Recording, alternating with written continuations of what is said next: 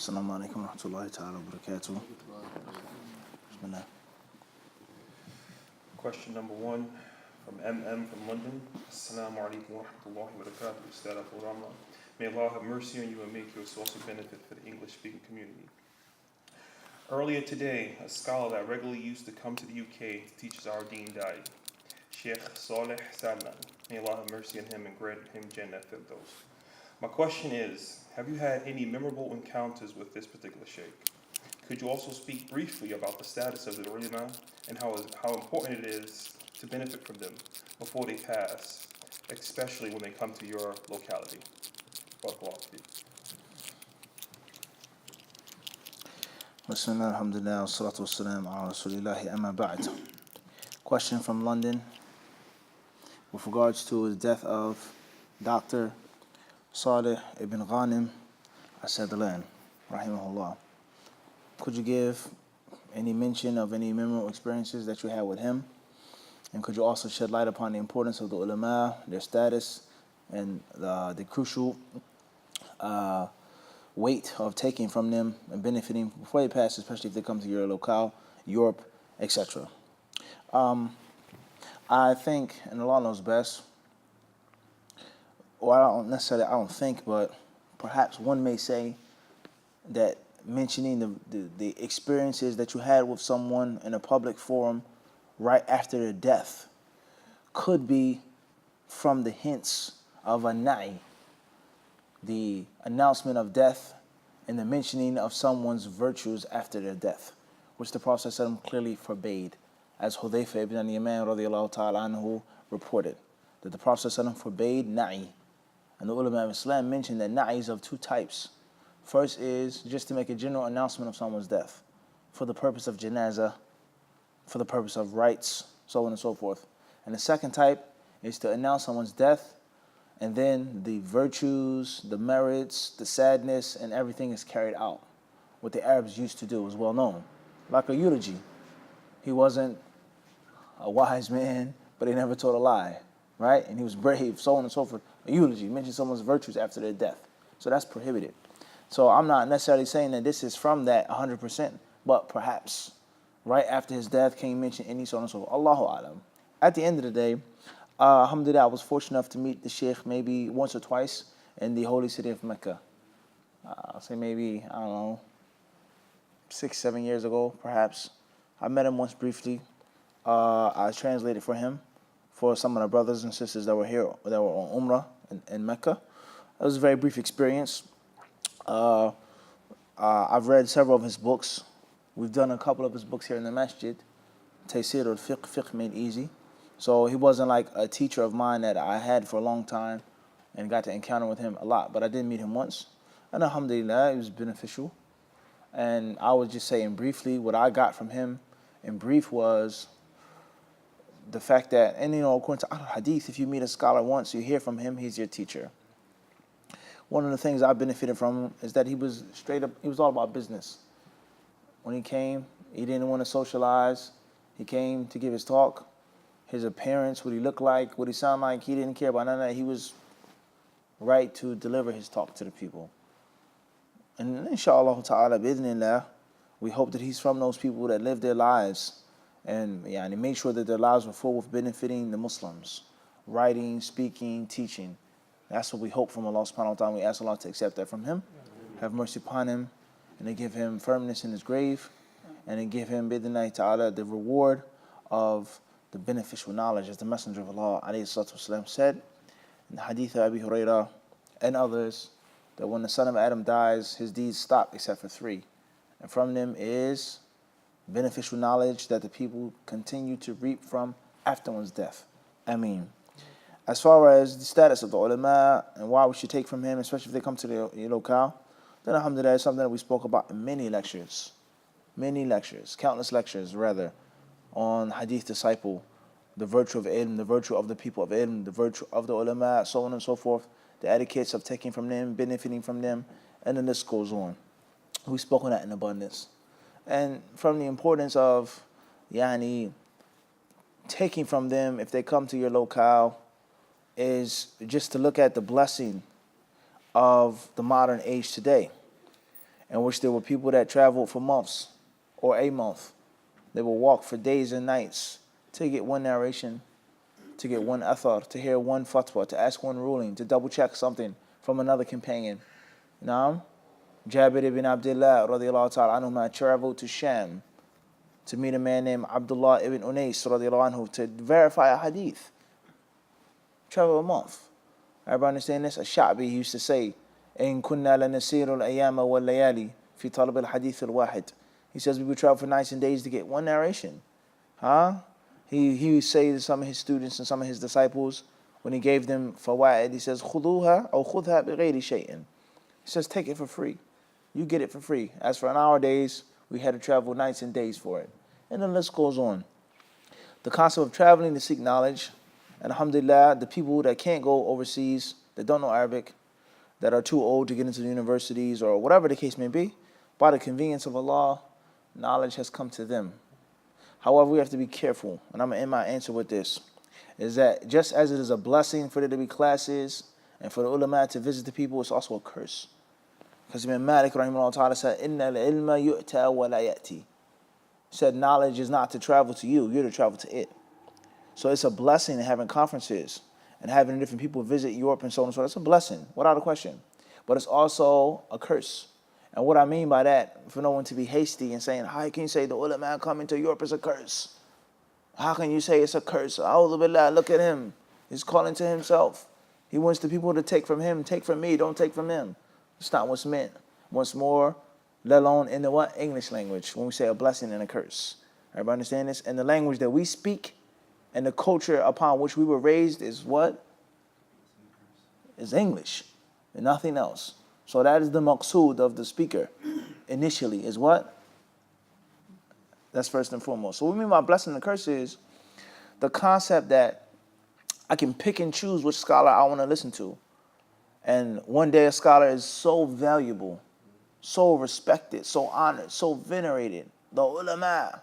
And the next day, because of an issue of ijtihad or an actual mistake or actual bid'ah, let alone no mistake, no bid'ah, no ijtihad, that scholar is now what? 101% discarded, worthless, meaningless. He means nothing. Burn his books, delete and get rid of all of the information that you benefited from him. He came to London, he came to Birmingham, so what? He's upon bid'ah. He went to visit this masjid and that masjid, and he went here and he went to this center. You can't do it like that if you have to go and travel. You're going to think twice before you talk and disrespect, because you're spending time, money, energy, and effort to travel. But now they what? They come to us. No question. The people become spoiled. And that is exactly what has happened. In America, I haven't been to the UK, I can only imagine. It's become spoiled, and the people, they become lazy and complacent. And they lose respect because the knowledge is being brought to them and presented to them. And this is why we just mentioned that athar. He said, take it for free. In other words, that's not a praise. It's like an older person saying, you know, you young guys got it easy. In my day, I would work 12, 14 hours. What did he say? It was about when they used to, the tobacco. Yeah, okay, sharecropping, working hard in the field. As if you're a slave for hours and hours and hours in the sun, bending over, breaking your back, just to put food on your children, on your family's table. Working in oppressive conditions. Now I go to work at 12. I get off at 5. What we eating for dinner tonight? Sushi, lamb and rice. It's easy. Benefits. Everybody understand this? So it's a blessing, and it's also a curse. The concept of the value of money and the appreciation. This is a reality. This is nothing more than a reality. So the point is, I don't think that there are too many people that have really honestly, objectively spoken about this and brought this to the light and to the focus. And this is a major phenomenon in 2017, is that the ulama have lost value to many of us because of the fact that they come to us in abundance. And the Christmas break in November, this and that, is so many different conferences going on. He's from Kuwait, he's from England, he's from this, he's from Saudi Arabia. The people they lose the respect for the knowledge. And that's what the evil practice that we have. All right, now we're not going to get into the concept of just complacency and lethargy. There's no need to travel because they can come to me. Or certain people, they may say and they think, Kalas, this is what being a student of knowledge is about. It's going to a conference and sitting and listening to the translation. And that's taken from the ulama. And that's not the reality. Is that you have to travel to them. Humble yourself. You sit down on the carpet and you learn and take from them systematically. Everybody understand this? And the concept of what true knowledge is and what the search of true knowledge is. It's something which has become a lost art among most of us. And not all. Some brothers and sisters that are still upholding the ancient tradition or that hummed. But most of us have truly lost the concept of talab al-ilm and respecting the people who have that knowledge, the ulama of al-Islam. And then there are others, unfortunately, who are totally fanatical. And then they may take some of the ulama to a status that Allah and His Messenger did not give them. And that's unbefitting of the Muslim. That's what? It's unbefitting of the Muslim. Wallahu alam. Question number 2. Only from these brothers and sisters online. Sorry. Question number 2, SS. Assalamu alaikum, Brother Mufti. In your recent lecture, you mentioned wearing makeup, creams, etc. outside the house breaks the fast. Does this mean that all previous fast must be remade? Wa alaikum assalam wa rahmatullahi wa barakatuh. If you could be so kind and provide us with the link for that, inshallah. For indeed, the son of Adam he's one who forgets. And I do not remember saying this at all. That wearing makeup breaks your fast. Jazakallah khairan.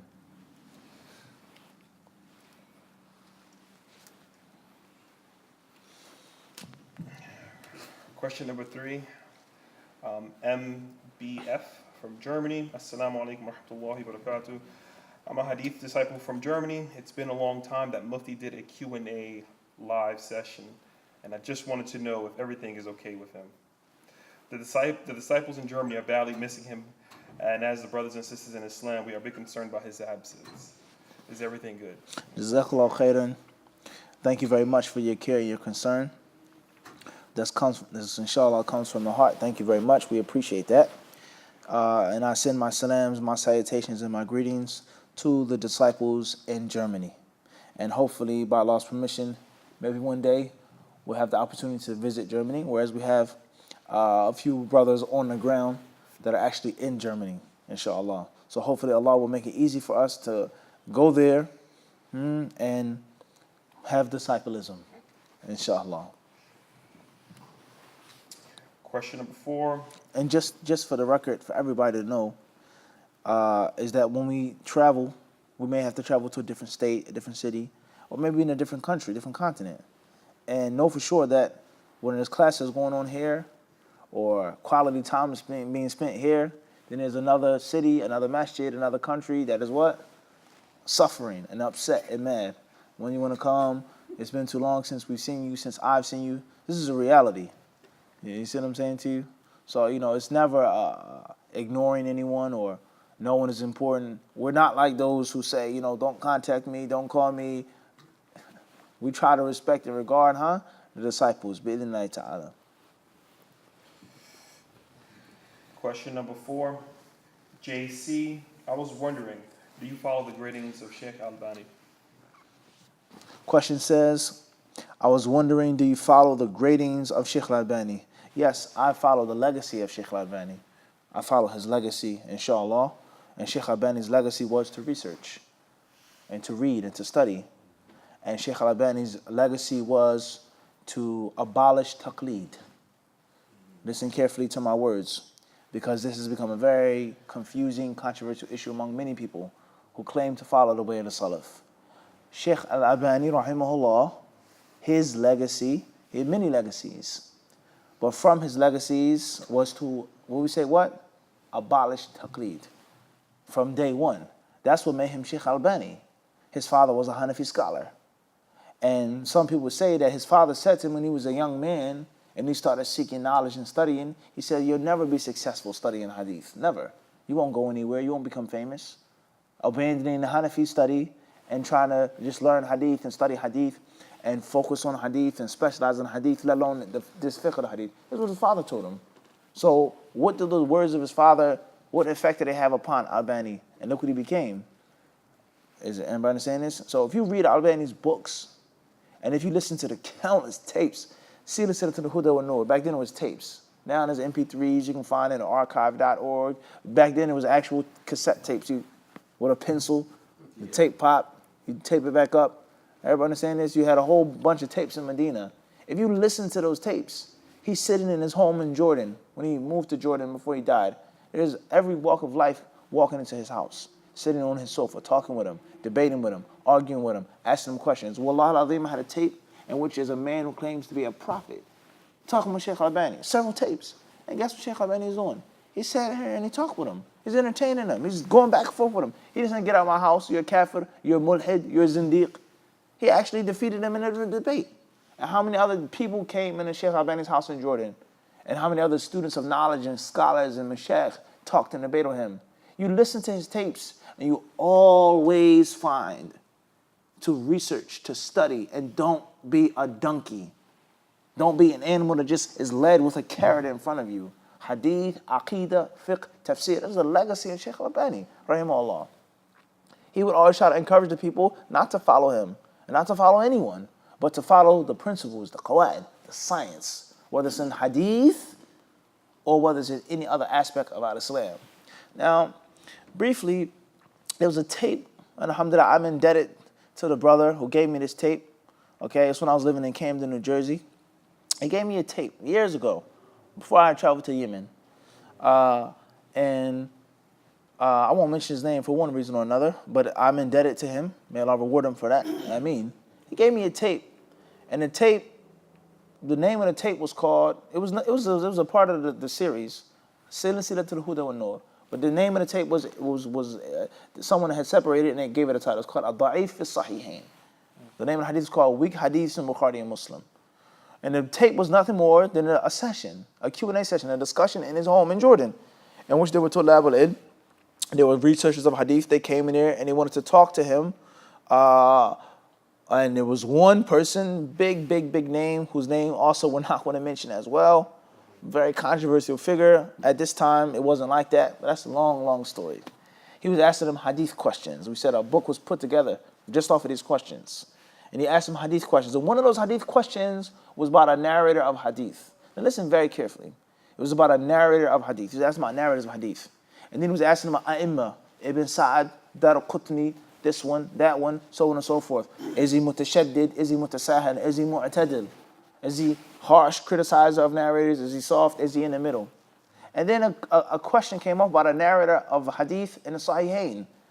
And he said, the questioner said, oh yeah, but you know, he's in the Sahihain, so there's no grade on him. You mean he's automatically thiqah. It's automatically sahih. It's automatically, you know, there's no criticism about that. And the Sheikh, I wasn't near, but with my eyes, your ears, as if he said, whoa, he stopped him. He said, what did you just say? He said, I said he's in it. He said, nah, who said that? That every single hadith is in Sahihain is authentic. In other words, he told the questioner to do what? Empty his cup. He came to the table with what? Presupposed information. Everybody understand this? He came to, listen carefully, he came to Sheikh Al-Albani with what? With something in his what? Well, we already know that it's authentic, so let's skip that question. The Sheikh said, who said that? And then off of that one question, it became a full-blown heated debate over Bukhari and Muslim. And there's every single hadith in Bukhari and Muslim Sahih, so and so. Now, we're not here to discuss that, about hadiths being Bukhari and Muslim. That's not the point. I'm trying to make a point about Sheikh Al-Albani, is that several other students and scholars, they came into the argument and the debate. And Sheikh Al-Albani, no matter how much pressure they were putting on him, he stood his ground. And what he was saying about this narrator and about this hadith in Sahih Muslim, he didn't care. Yeah, Sheikh, ijma', da-da-da, no, fulan. He said, what ijma', when, da-da-da-da. He kept battling all of them. And at the end of the debate, this is Sheikh Al-Albani, my poor memory, this is over a good 15 years ago. He said, Sheikh Al-Albani, he said, what? He says, as far as someone who will criticize and be critical and study of hadith, even if it's a Bukhari Muslim, he says, فَأَتَمَنَّى أَن يَكُونَ عَشَرَاتْ بَلْ مِئَاتٍ. He says, I hope from Allah there will be tens, if not hundreds, of critical students of knowledge that will look at a hadith and research it and criticize it for whatever it is worth. And then he's talking about Bukhari Muslim. So the questioner, another questioner, he says, they were going back and forth. He totally didn't agree with Sheikh Al-Albani. He did not agree with him at all. Everybody understand this? There was no, yeah, Sheikh. No, they didn't agree. You're wrong. So he said to Sheikh Al-Albani, he repeated his statement. He said, yeah, Sheikh, aliman mutamakkinan, the word he used. The exact words. He says, aliman mutamakkinan. He says, a strong scholar to criticize hadith. Sheikh Al-Albani stopped him. He says, I never said scholar. I said talib ilm. I said student of knowledge. You're making things up. You're taking my words, and I didn't say them myself. You understand this? He said, I've never said a what? Scholar of hadith. I said student of knowledge was strong. Everybody understand the point I'm trying to get to? So Sheikh Al-Albani, rahimahullah, his legacy was for people to do what? Read and to research. That's his true legacy. His legacy was not to just make taqleed of him or anybody else and to put them on a pedestal and to throw your brain away. Last but not least, there was another tape that I had in Medina that I had listened to, in which the Sheikh, he was being questioned by someone else again about issues of hadith. And the Sheikh, he said to him, this is a golden piece of advice that pierced my heart when I heard it, like a dart. Everybody understand this? What? Like a dart. Everybody understand this? He said, لا ينبغي لطالب العلم أن يسلم عقله إلا لما اطمأن إليه قلبه. His exact words, he says, it's unnecessary for a student of knowledge to submit his mind to something that his heart is uncomfortable with. He said it's unnecessary. It's unbefitting for a student of knowledge, not a scholar. He said a what? Talib ilm. To submit his aql to that which his heart is what? Uncomfortable with. I'm not sure about that. I'm not submitting to that. And there's statement after statement after statement after statement after statement. And there were countless people who refuted Sheikh Al-Albani. And there were countless people whom he countered and defended himself, whether he was right or wrong. The point is clear, is that his legacy was for it to be what? Hardcore research. So that's the grading of Albani that I follow. Wallahu alam. Question number 5, SC. Sheikh Munir, I need to know, how does the husband act for divorce, even though there are no witnesses involved? The husband doesn't necessarily have to ask for divorce. الرجال قوامون على النساء بما فضل الله. Allah says that the men are the protectors, the maintainers. They are the people that are in charge of the women. So the man doesn't have to ask. Your boss doesn't have to what? Is this the case? But you have to ask to do what? To call out, resign. This is reality. Why is this? Because what? He's what? Everybody understand this? This is reality. Okay? So, the husband is the one who, now when we talk about Islam and Western culture and the secular nominal lifestyle, it's a problem. But the sunnah way in the deen, let alone the old traditional way, is that the man was the one who gave and did everything for the woman. Her food, her drink, her protection, everything came from what? The man. He was the breadwinner, totally. So it was only befitting for him to have the what?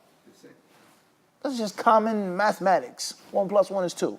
Your father, he says to you, if you don't like my rules, then you do what? You can get out. You can go. You don't want to come home at a certain time. You don't want to obey my rules. You want to bring anyone to my house. Okay, that's fine. But not in my house. You're not going to eat from my food. You're not going to use my electricity, my gas, and disrespect and disobey me. It doesn't what? Work like that. It doesn't work like that. Everybody understand this? So the concept of a husband and a wife. Your wife, she works. Your wife has a car. She has this money, so on and so forth. She pays the bills. It's her apartment. That's a total different story now. That's a what? Total different story. The constitution in your household is family. What the mother says or the father says. That's a total different story. But kitab and sunnah, the original way, the husband is not going to ask for no divorce. This is the bottom line. Whether we like it or not. The concept of consulting your wife, the Prophet consulted his wives. There's no weakness about that. That's not against Quran and Sunnah. But divorce is in the hands of a man. And he does not need to ask. Just like polygamy, or some people that say polygyny, he does not need to ask. One of the most commonly asked questions, does a man have to ask his wife before he gets a second one? If you need to ask your wife for this, then you don't need a second wife. These things, there's no asking. Everybody understand this? Now, this is the correct sunnah way. Us, different story. 2017, America, New York City, my wife splits the rent with me, so on. That's what? I mean, total different story now. Everybody understand this? But that's the original way. So the man does not ask his wife for what? For divorce. If they're having problems, he should seek counsel. He should seek help. There should be advice given because we live differently. Everybody understand this? But he doesn't have to ask the ruling. Secondly is, having witnesses for marriage is not obligatory. The correct view is that it's only recommended to have the shahada, the two witnesses, when there's divorce. But there's wisdom in that because people lie and people forget. People that are inaccurate. No, I didn't say talaq once. I said it 3 times. I didn't say it 3 times. I said it once. It was only one talaq, or so on and so forth. She was mincing, so on. People, the inaccuracies, people get sloppy. And that's the wisdom of having witnesses, as the longest surah and the longest ayah in the Quran talks about what? Witnesses and recording the debt. Ayatul Dain. Wallahu alam. Question number 6, again from SC. Assalamu alaikum wa rahmatullahi wa barakatuh, Sheikh. Please address my concern on mental illness, such as having cancer, depression, tension, and being emotional. And also taking high-powered medications that had bad side effects. I am taking these drugs for the past year now. And I've gotten severely angry at my wife, and I have recorded a voice message to her saying the divorce. And then I sent it to her. So please, I need to save my marriage, and we have 3 kids. And I know what I was saying was very unintentional. And I did make Toba right after, and I realized I had made the greatest mistake in my life. So please, I need my concerns addressed, and need to know if what I did constitutes a valid divorce. Tayyip.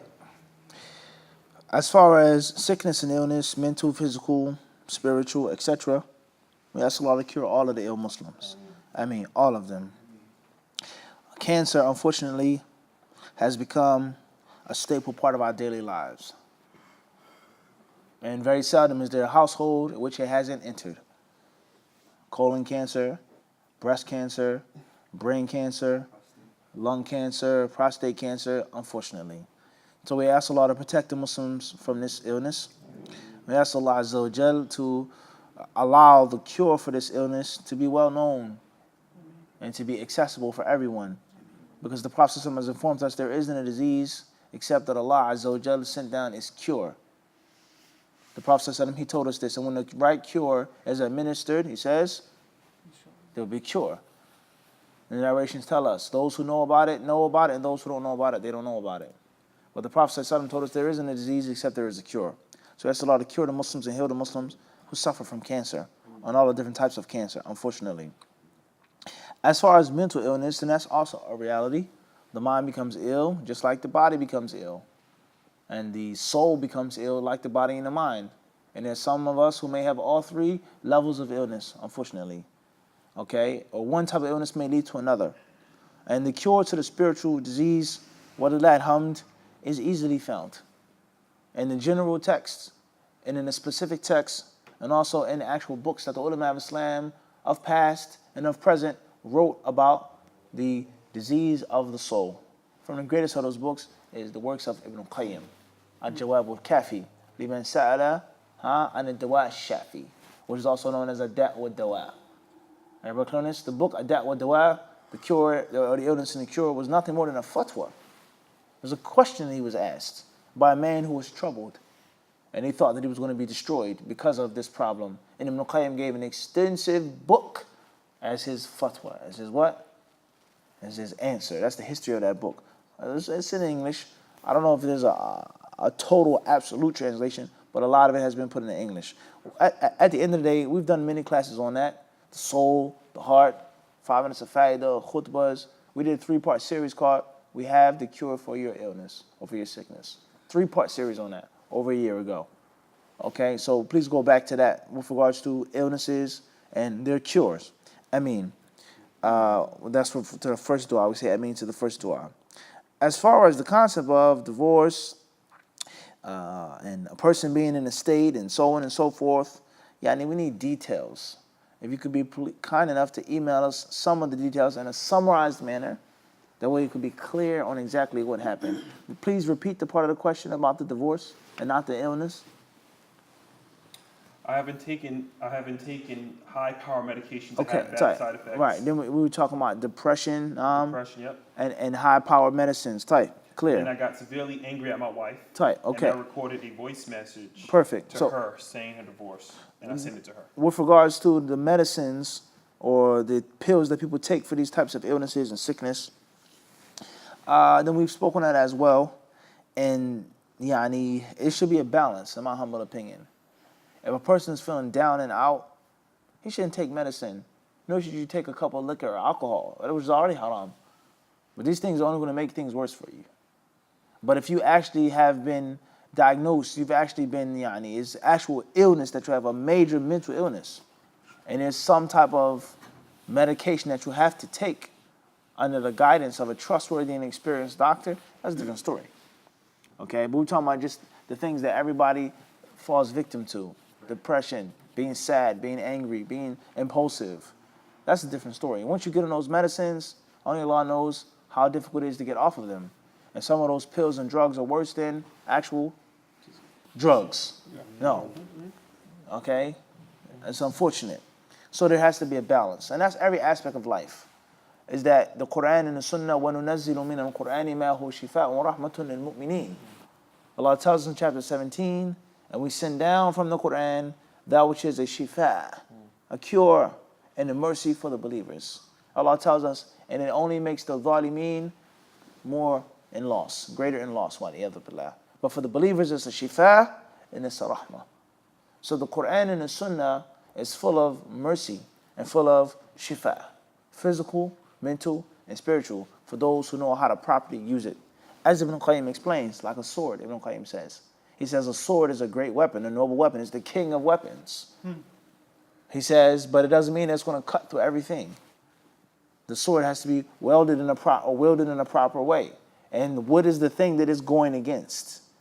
Everybody understand this? You may have a staff made of oak, solid oak. And in front of that solid oak, that stainless or that steel is what? Useless. Because of the thickness, the denseness of the oak, or because of the lack of strength of the one wielding the sword. And the list goes on.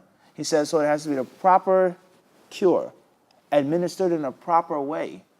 As far as improper usage, then it's going to be like the metal against the wood. It's not going to work. Just like black seed. As the Prophet said, he tells us that this black seed is a cure from every illness except for death. But what is black seed?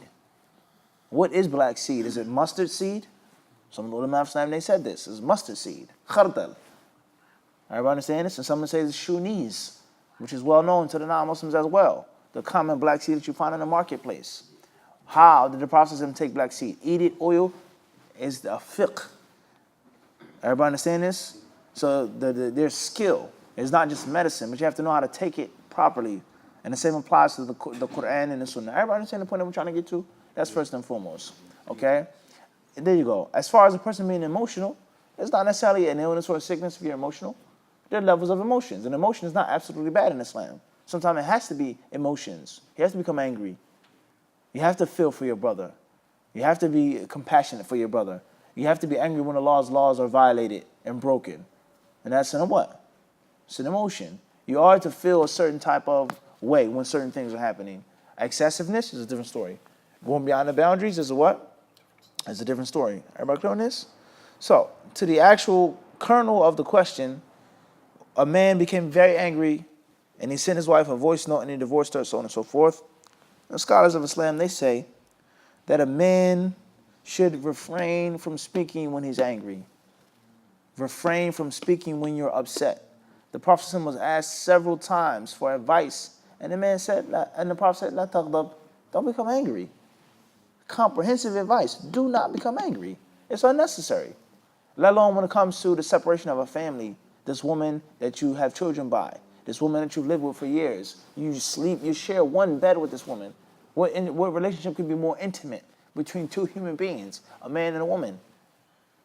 And you wish to close that and finish that and ruin that in a state of anger. So don't speak when you're angry. You can blow off steam, you can get into an argument, but don't talk about divorce when you're what? When you're angry. And it's what the mistake that most people they make. Everybody clear on this now. So that's the general advice of the ulama of Islam. As far as the ruling of divorcing your wife when you're angry, then it counts. It's valid. And also if you send a divorce in a text message, it is also valid. Or on the phone, it's valid. Or you write her a letter, it's valid. This is all the same, the scholars of Islam, they say. Unless a person is so angry and which they don't know what they're talking about. And which they totally black out. Person just like flips, as we say. They're losing it. Everybody understand this? If that's not the case, then the marriage still what? The divorce counts. Unless the anger takes a person out of the state of understanding what he or she is saying. So this is something that's very dangerous. And it's a thing that many people, they play around with, the divorce, and they say, I was angry, or she was mincing, or this and that. They look for the fatwa after they were impulsive.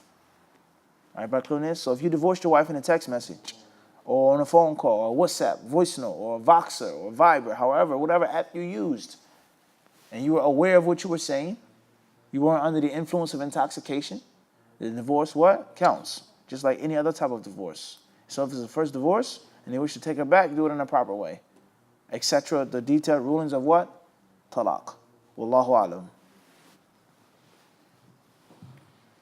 Question number 7 from KS. Assalamu alaikum. I listened to a lecture on YouTube, and this hadith came up. Quotation: Allah will raise for this community at the end of every 100 years the one who will renovate its religion for it. Sunan Abu Dawood, book 37. Can you give a tafsir on this hadith? And if it's sahih, who is the current Mujaddid? We've answered this question before, and we said that some of the ulama of Islam say that it doesn't necessarily have to be one person. Nor does it necessarily have to mean that it's only one person in every single 100 years. But it can be more than one. It can be what? More than one. So some of the ulama of Islam, they say that it's either meant to be a group of people, or collectively, or it can be individual mujaddids of the same relative era. Of the same what? Relative era. Everybody understand this? We explained this as well. The question we asked with regards to the shart of this hadith, according to the kalam of the people of knowledge. As far as who is the current Mujaddid, Allahu alam. I don't know. How would I know this? Allah knows best. And perhaps trying to single out who the Mujaddid is could be dangerous. As many people have done, and they do, and it becomes dangerous. And it leads to fanaticism. And it leads to speaking about Allah without proper knowledge. And every group claim to have the Mujaddid. Kullu hizbin bima ladayhim farihun, Allah says. Every party and group, they what? Celebrate what they have. We have the Mujaddid. We have the Mujaddid. We have the Mujaddid. We have the Mujaddid. And everybody has the Mujaddid. He's calling to the Hadith of Prophet ﷺ. He's calling to his own mind and intellect. He's calling to this. Everyone is it's dangerous. It's what? It's dangerous. They're from the ulama of Islam, of past and of present. Without any question, their dawah, their legacy was a major, major jolt of electricity into this ummah. Walillahi alhamd. There's no doubt about that. He, bi'idhnillahi ta'ala, was from those who revived the deen. He's from those visionaries of the deen, revolutionaries of the deen, of hadith, of the aqidah. No doubt about that. But to take someone who's current and say, he is the Mujaddid, and this one is the Mujaddid, I'm not qualified to say that. I'm not what? Qualified to say that. But there are people who revive. There's no doubt about that. Wallahu alam. Question number 8, IR. Assalamu alaikum. May Allah reward you for all your dawah and teaching efforts. Speaking as a convert to Islam here in the West, sometimes it seems that Islamic knowledge is so distant from us. It is easy to become hopeless at ever getting a grasp on to understand things. But programs such as Hadith Disciple renew this hope. By Allah, your videos are a daily inspiration to keep striving to obtain your ilm. May Allah protect you and increase you, Sheikh. I was advised that there is a sisters Hadith memorization group. And I am wondering, how can I be added to this group? I am very eager to learn. I can read Arabic and have basic knowledge of Arabic, and I'm currently studying with a teacher. I would really like to be added to this group and be a part of the study regimen, inshallah. Please provide information. Wa alaikum assalam wa rahmatullahi ta'ala wa barakatuh. Thank you very much for your kind words. Jazakallah khairan. We try to do the best that we can. with the limited knowledge that we have, the time and the resources. We try to do the best that we can. Alhamdulillah, it's very heartwarming to hear people saying that it's an inspiration and it helps them.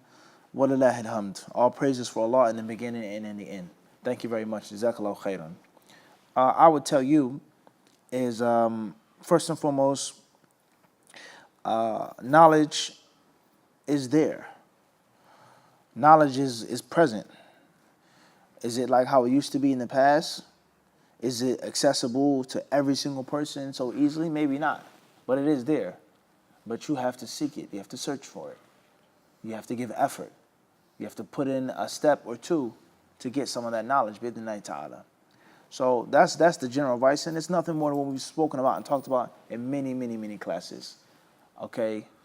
As far as the sisters class or the sisters classes, then there are several. There are different levels, different countries. Inshallah, if you wish, you can email us at the website and provide the basic information for yourself, and we'll try to have you added with the sisters who run the class. Bi'idhnillahi ta'ala. Wallahu alam. Question number 9. AM. Assalamu alaikum wa rahmatullahi wa barakatuh. Sheikh, your videos are some of the best on YouTube, mashallah. I've learned many things, and things which I used to do wrong before, such as how to pray, and many other things. May Allah bless you for everything you have posted. Sheikh, I am messaging you because I watched a very strange video about Dajjal on YouTube from a channel that I thought was good, and now have gotten doubts. And they are speaking about how we Salafis and Wahhabis are corrupt. A'udhu billah. Sheikh, may I please ask you about this? And inshallah, you can help me cause these doubts. You can really help me because these doubts have really bothered me lately and to an unbearable level. May Allah bless you. Wa alaikum assalam wa rahmatullahi wa barakatuh. Thank you very much. May Allah make that true for us and for you as well. I mean, alhamdulillah, we're so happy that you learned and that you benefited. That's the purpose of the channel. And the channel is nothing more than an extension of my life, because I learned and I benefited things that I was doing wrong and times in which I didn't know and when I didn't have righteousness and so on and so forth. And Allah guided me and Allah allowed me to learn and to benefit from my teachers. Okay? Walillah alhamd. Hadith disciple is nothing more than that. It's nothing more than us giving back the little bit that we can give back. Walillah alhamd. As far as the Dajjal and YouTube and Salafis and Wahhabis being corrupt and so on and so forth, it's like we said previously before. YouTube is a blessing and a curse. You can find beneficial knowledge, you can find tutorials, everything that you want, literally from A to Z is there.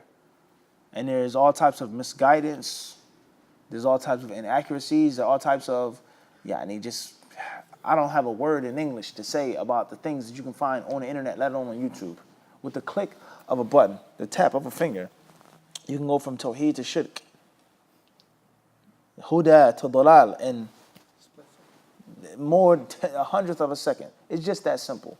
So you have to be careful and you have to be selective on who you listen to and who you watch. You have to be careful and you have to be selective. There's a balance in all of that. All right? As far as corruption among Salafis or Wahhabis and this and that, at the end of the day, talk is cheap. I can call you corrupt. You can call me corrupt. I can say you're misguided. I'm guided. It never stops. It never ends. What's important is the content. If someone is corrupt as an individual or as a whole, it has to be based off of Quran and Sunnah. If someone is guided individually or as a whole, it has to be based off of Quran and Sunnah. As far as abusing people, calling people names, pointing a finger, you're corrupt, I'm corrupt. Maybe I am corrupt. Maybe I am a deviant. Maybe you, Allahu Alam.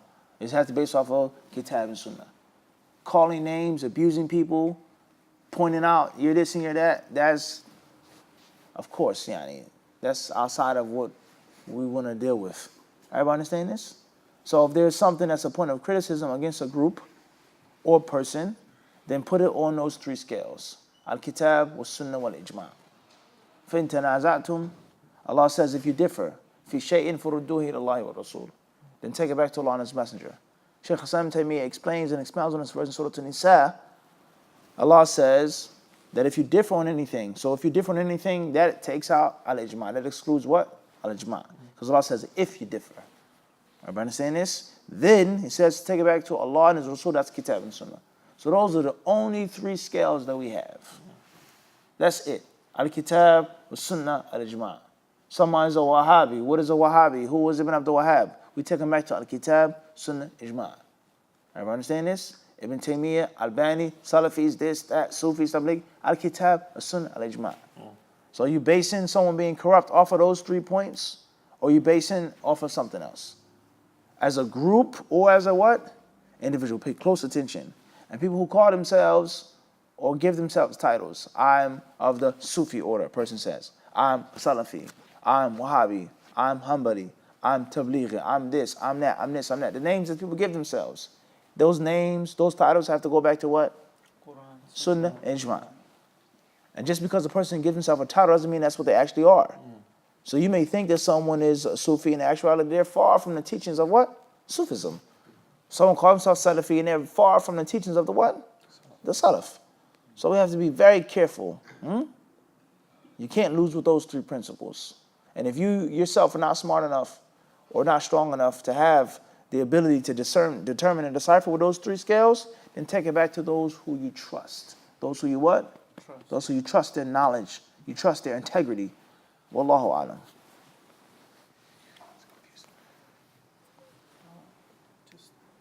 Sheikh, can I finish? Sheikh, you tired or you want to keep going? Tafadhal. Question number 10 from Abdul Basir. Assalamu alaikum, Sheikh. My name is BS. Assalamu alaikum. My question is that my brother got married last 3 months, but the woman was 7 months pregnant by someone else. But my brother didn't know, so after staying 2 months with her, one day they went to the hospital to check out, and the doctor told him his wife was 7 months pregnant. So they came back home. Someone else had said to them, he should let her go. But we don't know what to do. And we don't know what we should do with the baby. Sheikh, help us with your advice. Assalamu alaikum. Wa alaikum assalam wa rahmatullahi wa barakatuh. Based off of the details that were mentioned in the question, the marriage should be abated.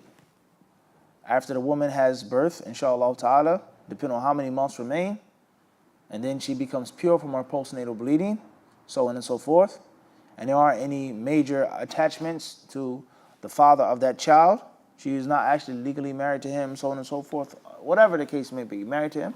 If you wish to remarry her, inshallah. And of course, that's not your child. That isn't your child. She's 7 months pregnant. Everybody understand this? What's important is marrying a woman who's in the middle of her pregnancy is problematic, according to the people of knowledge. So therefore, after she gives birth, she becomes pure from her postnatal bleeding. If she is not connected to another man Islamically, and you wish to remarry her, then do it upon the Kitab and Sunnah. Wallahu alam. Question number 11. MH. Assalamu alaikum, brother. What the scholars say about Sheikh Suleiman Al-Alwan? Question says, what do the scholars say about Sheikh Suleiman Al-Alwan? We don't entertain these type of questions. Names, individuals, parties, and people. For several reasons. Everybody understand this? Several reasons. Hopefully some of those reasons are clear based on what we already mentioned. Everybody understand this? How sticky and entangled things will become. Names, this one, that one. How sticky and then what? Entangled things become. Wallahu alam. My advice, if you want to take from him, if you feel that he's qualified and knowledgeable and beneficial, then take from him. If you have doubt about him, if you're unsure, if you don't know, then there's no point. Is to do what? Leave it alone. And this is a huge problem that we have. Dealing with things that we don't need to deal with. He says, what do the scholars say about this one? And there are hundreds of names. It's not just about him. And just for the record, I do not know this scholar, this man, this individual. I never met him. I never listened to any of his classes. I never read any of his books. He's famous in Saudi Arabia. I have no detailed knowledge about him or general at all. But he's famous. Everybody talks about him and mentions his name. Everybody understand this? Political, this and that. I don't have no connection with him for no one to say, oh, he's defending them or he's afraid to talk about him. I have no connections with this man. Everybody understand this? I never met him a day in my life. He walked down the street, I wouldn't know what he looked like. That's first and foremost. But the principle that we're trying to get across, and we're trying to fight and go against, the culture that we live in, as we said the other day. Everybody understand this? The culture of social media, in which it says, what do the scholars say about such and such and such and such? And a person already has pre-assumptions about this individual. He's heard certain things. If you have doubt about a person and a speaker, and it's valid doubt, it may be something there, and you're a layman Muslim, then you automatically should do what? Stay away. Stay away. Period. There's no need for anything else. Everybody understand this? If you're a student of knowledge and you're not that strong to be independent and to think independently, stay away as well. As far as if you can determine and you can figure it out, and the tide can be turned by a scholar that you trust, that's a different story. But the concept of this one and that one and this one, and who are the scholars? There are some people who's a scholar who may say he's take from him. And there are others who's a scholar and says don't take from him. It never ever ends. It never what? Never ends. So take from the people, scholars, students of knowledge, da'is, imams, khatibs. Take from the people that you feel are trustworthy. Take from the people that you feel are strong and knowledgeable. Take from the people that you feel are calling to the correct way. It's just that simple. And if you sat down and you looked at the ulama and the tulab al-ilm and all of their books and tapes, you won't have enough time to go through all of their things. There's not enough time to get into this one. There's not enough time. This stuff, Sheikh ibn Uthaymeen, for example, just an example, there's not enough time to go through all of his works, let alone to read his books twice, 3 times, and to master them. So that's more than enough. There's a ton of beneficial information that's safe and sound. Everybody understand this? In Arabic and in what? English. Wallahu alam. Question number 12 from SFSFK. Assalamu alaikum. Mufti, can you give some insight regarding the Khatmul Quran dua during Salah? What are the evidences? Jazakallah khairan. The people of knowledge, they say that Anas radiallahu anhu, when he would finish the recitation of the Quran, he would gather his family and he would make dua. They would make dua. Anas radiallahu anhu. As far as an authentic hadith of the Prophet sallallahu alaihi wasallam to make dua of Khatm al-Quran in general, let alone in the Salah, in Taraweeh, each and every Ramadan, then this is something that I haven't mentioned, or I haven't found the people of knowledge mentioning. I've never seen and heard and read the people of knowledge saying that there's an authentic narration regarding the dua of Khatm al-Quran that is done every single year. Wallahu alam. Last question, question number 13. NADW. Assalamu alaikum, Sheikh. I pray that Allah Ta'ala accepts your ibadah during this blessed month. Alhamdulillah. I was able to obtain the email address through a former project partner of mine. After I mention you to him, I have a very urgent question for you. Please forgive me if I am being intrusive. My question is as follows. I am a middle school math teacher at a public charter school in Philly. My 8th grade class will have its graduating moving up tomorrow, but the problem is that the graduation will be held in a church.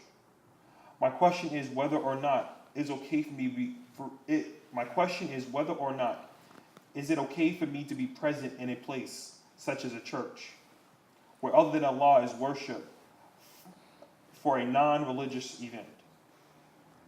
It is also important to note that many of these students it is also important to note that many of the students are also Muslim and have the same exact question.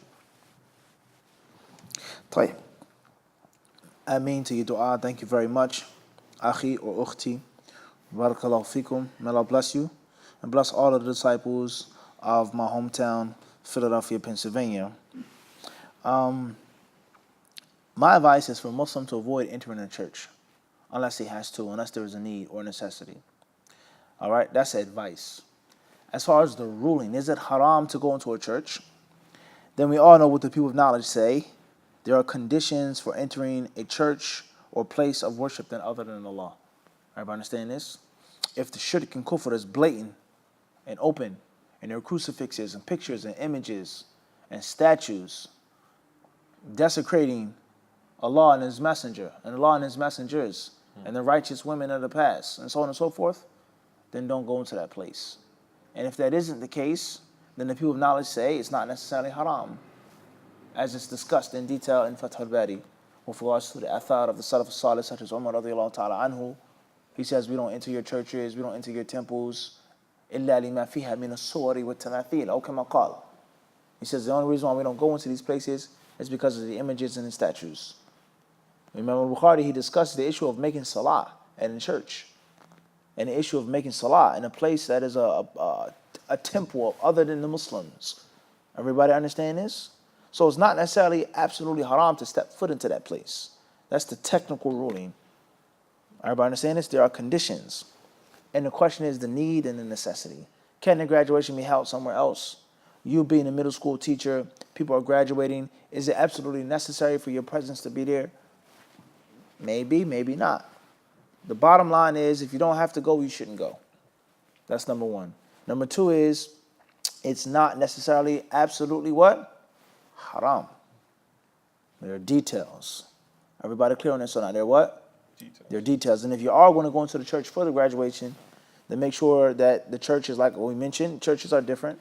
There's some churches that have pictures everywhere. Some churches that have statues everywhere. And there's some churches that aren't like that.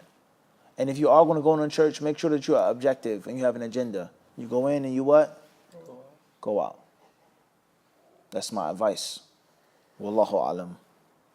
Jazakumullah khairan. I think that's the end of the session. I want to stop here. May Allah Azza wa Jal bless all of you brothers and sisters for your patience and getting your questions answered. Please forgive us for our shortcomings. We'll try to do better in the future. Wallahu alam.